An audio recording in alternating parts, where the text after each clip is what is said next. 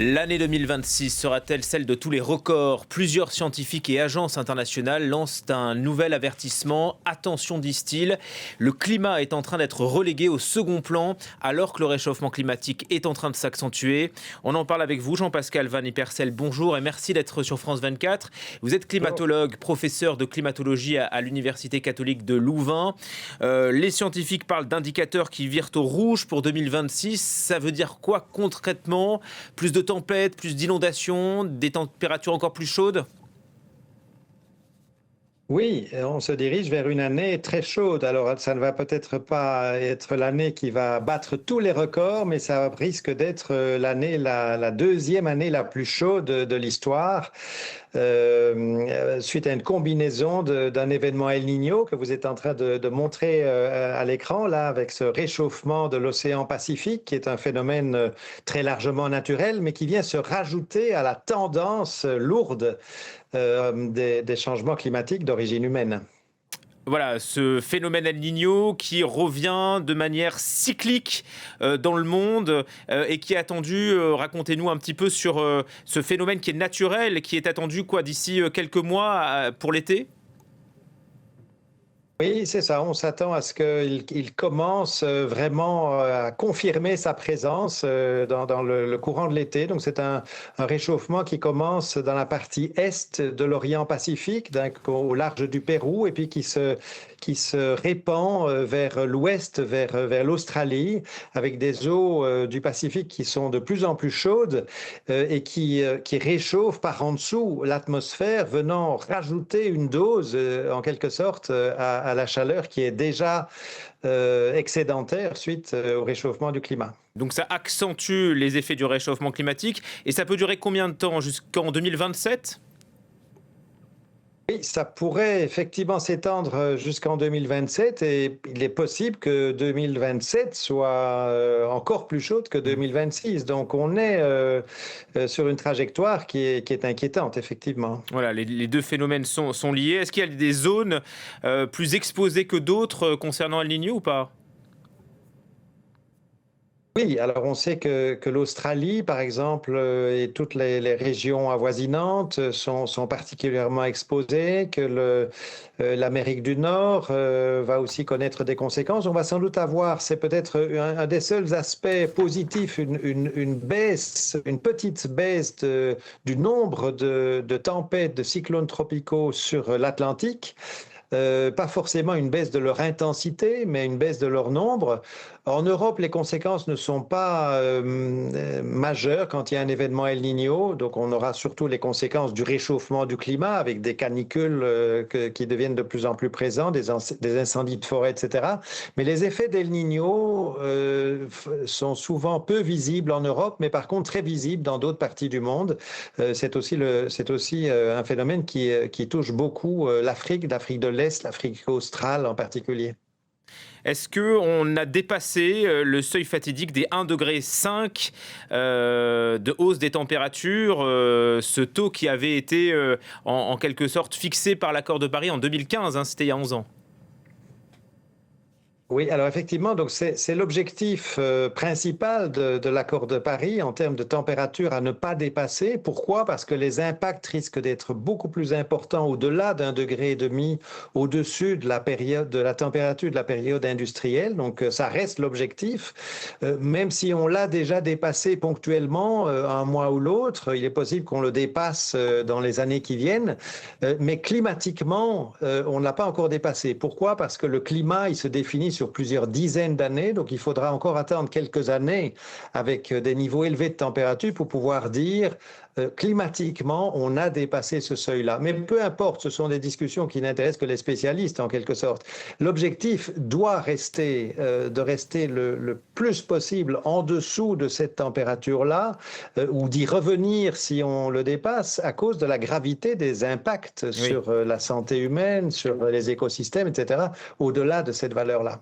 D'ailleurs, on parle d'inondations, hein, pour rentrer dans le détail, d'incendies aussi. Je lisais que depuis le début de l'année, plus de 150 millions d'hectares ont brûlé dans le monde. Ça veut dire que c'est 2 fois plus que la normale. Ça, c'est lié aussi à ce réchauffement climatique. Et bon, El Niño ne va pas arranger les choses. Oui, c'est ça. C'est surtout un effet de la tendance lourde des changements climatiques qui ne s'est pas du tout arrêtée. Le problème, c'est que le réchauffement climatique, il est causé par une accumulation de gaz à effet de serre, une accumulation du CO2 qui est relâché chaque fois que l'on brûle des combustibles fossiles, ces combustibles fossiles dont on se rend compte on en est toujours très dépendant aujourd'hui. Et cette accumulation, elle s'aggrave puisque chaque année, on rajoute une couche d'isolant, en quelque sorte, d'isolant thermique autour de la Terre avec ces gaz à effet de serre. Et on a donc en dessous de cette couche d'isolant de plus en plus chaud avec toutes les conséquences en termes de température évidemment, mais aussi en termes d'intensification du cycle hydrologique, sécheresse à certains endroits, pluie très violente à d'autres endroits, élévation du niveau de la mer aussi qui accompagne ce réchauffement. Et donc tout cela est très largement dû au réchauffement du climat. Et comme vous le disiez, El Niño en rajoute une couche cette année-ci et probablement encore l'année prochaine. Vous parliez bien sûr du rôle de ces énergies fossiles. La solution la plus rapide pour en sortir, mais c'est pas bien sûr par une baguette magique, c'est pas une formule magique, c'est de passer aux énergies propres. La voiture électrique a connu un bond spectaculaire sur ses ventes en France depuis le début de l'année. Alors c'est forcément lié au prix de l'essence. La Chine aussi a pris de l'avance à ce sujet. Est-ce qu'il y a des raisons d'espérer? Oui, je pense que ça fait partie des raisons d'espérer, parce que plus largement, cela montre que les solutions existent pour quitter les combustibles fossiles. Les alternatives existent. On peut aller vers une énergie beaucoup plus propre. On peut aller vers des manières beaucoup plus efficaces d'utiliser cette énergie, vers des logements, par exemple, qui utilisent beaucoup moins d'énergie pour être chauffés ou être éventuellement refroidis lors des canicules. Donc, les solutions existent. Les rapports du GIEC sont très épais, non seulement parce qu'ils parlent beaucoup des impacts possibles des changements climatiques ou des impacts déjà observés, mais aussi parce qu'il met en lumière les très nombreuses solutions dans tous les domaines qui existent. Et donc, ce qui manque surtout jusqu'à présent, c'est la volonté politique de les mettre en œuvre, de les mettre à la disposition des citoyens du monde entier. Mais le fait que les voitures électriques se multiplient, que les réseaux électriques s'améliorent, ça fait partie des bonnes nouvelles.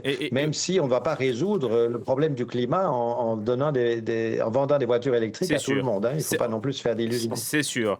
Vous le disiez, on a besoin d'efforts politiques, d'investissements politiques.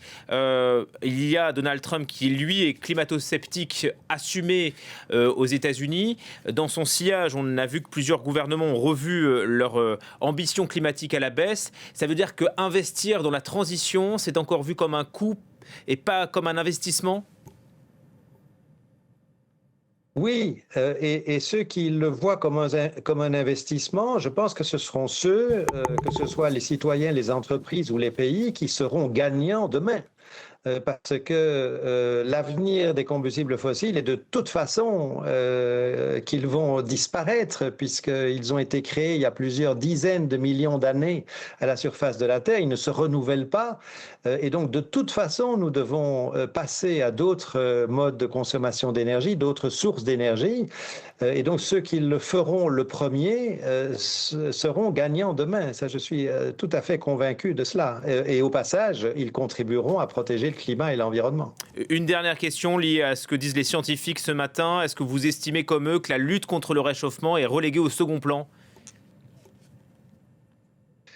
Il faut observer effectivement que dans les discours, en tout cas, dans les priorités politiques, que ce soit en Europe ou aux États-Unis ou dans bien d'autres pays, malheureusement, le climat, l'environnement n'est plus une priorité, ne semble plus être une priorité, alors que on ne négocie pas avec les lois de la physique, avec les lois de la nature. Le climat, il continue à changer parce qu'on continue à polluer bien trop par nos gaz à effet de serre. Et donc, il faut absolument changer de mode de pensée et se mettre à remettre le climat et l'environnement de la seule planète habitable du système solaire à l'avant-plan des décisions politiques. Merci beaucoup Jean-Pascal Van Ippersel d'avoir répondu à nos questions depuis Louvain. Vous êtes professeur